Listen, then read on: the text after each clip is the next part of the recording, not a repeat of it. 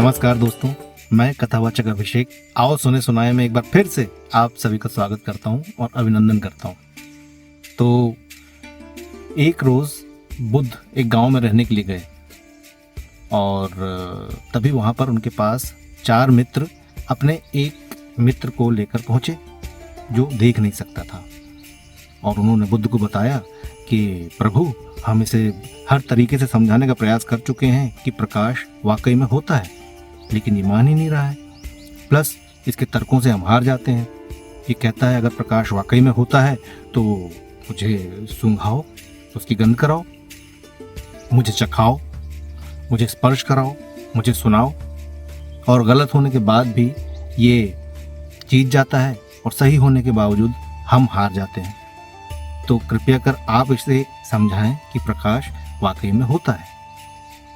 बुद्ध मुस्कुराए, बोले इसे ये समझाने की आवश्यकता नहीं है कि प्रकाश वाकई में होता है, क्योंकि ये सुन के मानना नहीं चाहता, ये उसे अनुभव करना चाहता है। तो मैं इस पागलपन में बिल्कुल भी नहीं पड़ने वाला कि मैं इसे समझाऊं कि प्रकाश वाकई में होता है। आप चारों एक काम कीजिए, इसे किसी वैद्य के पास लेकर जाइए जो उसकी आंखें ठीक कर दे।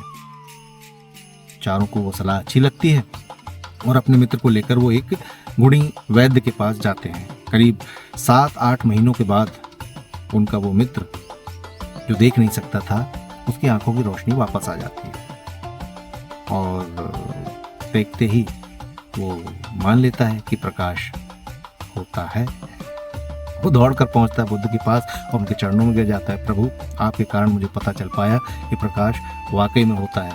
बुद्ध ने उससे कहा, बेटा, मेरे कारण तुम्हें नहीं पता चल पाया कि प्रकाश वाकई में होता है, तुम्हारी जिज्ञासा ने तुम्हें बताया कि प्रकाश वाकई में होता है। अगर तुम उन चारों की बात मान लेते, वो जो भी कह रहे थे स्वीकार कर लेते, तो तुम्हारे समझने की, जानने की, ज्ञान अर्जित करने की यात्रा वहीं समाप्त हो जाती। तुम अपनी जिद पर अड़े रहे कि नहीं, तुम्हें उसे अनुभव करना है, महसूस करना है, जानना है, समझना है, तो तुम्हें पता चल पाया कि प्रकाश वाकई में होता है।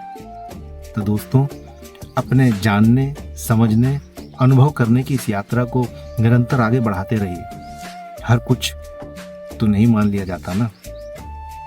जब तक सवाल नहीं आएगा क्यों, कैसे, तो हम कैसे उसे समझ पाएंगे। तो जिज्ञासु बने रहिए और नई नई चीज़ों का ज्ञान अर्जित करते रहिए, जानते रहिए, समझते रहिए। जीवन निरंतर आगे बढ़ता रहेगा। बहुत बहुत धन्यवाद। नमस्कार।